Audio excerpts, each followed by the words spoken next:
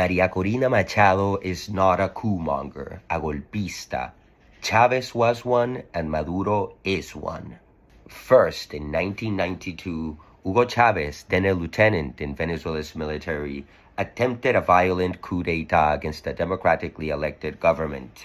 The uprising failed, but it left dozens dead and launched Chavez's political career as a man willing to take power by force rather than through democratic means. Venezuela at the time was a flawed democracy, yes, but one of the most stable in Latin America since 1958.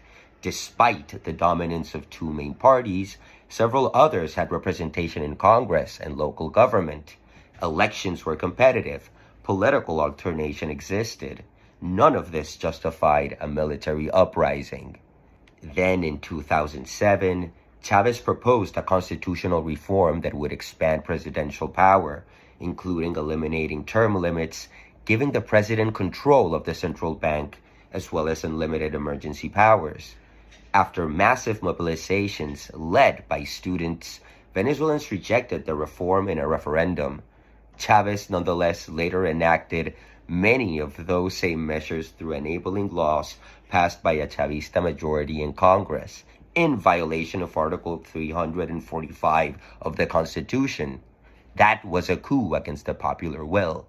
As for Maduro, after the opposition won a majority in the 2015 National Assembly, Venezuela's Supreme Court of Justice, packed with Maduro loyalists, stripped the assembly of its authority, transferring power to the court and later to a parallel constituent assembly. This was a coup against Venezuela's legislative branch. Elections under Maduro's rule have also been consistently rigged. For example, the technology company Smartmatic, which installed Venezuela's automated voting system in the early 2000s, has publicly stated that votes have been manipulated since 2017. Many opposition parties and leaders have also been disqualified from running under flimsy arguments. And in last year's presidential election, the opposition won. There's plenty of evidence for this.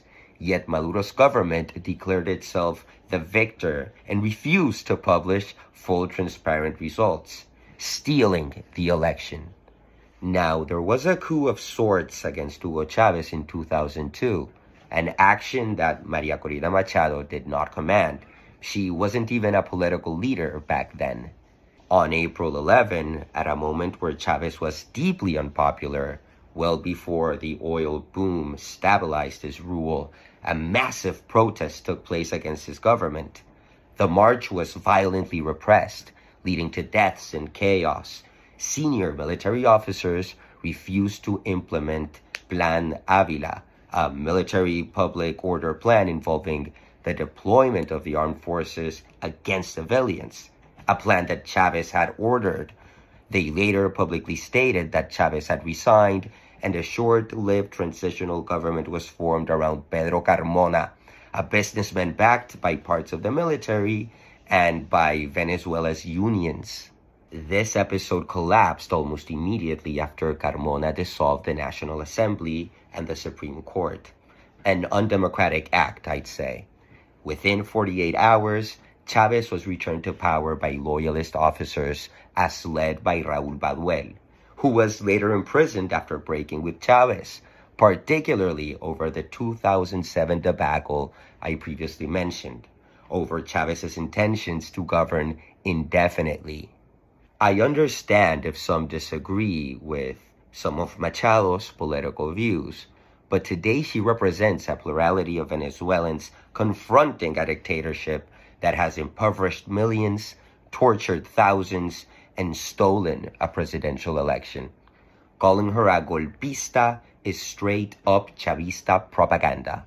If you care about democracy, stand with the Venezuelan people and their desire to live a decent, dignified life.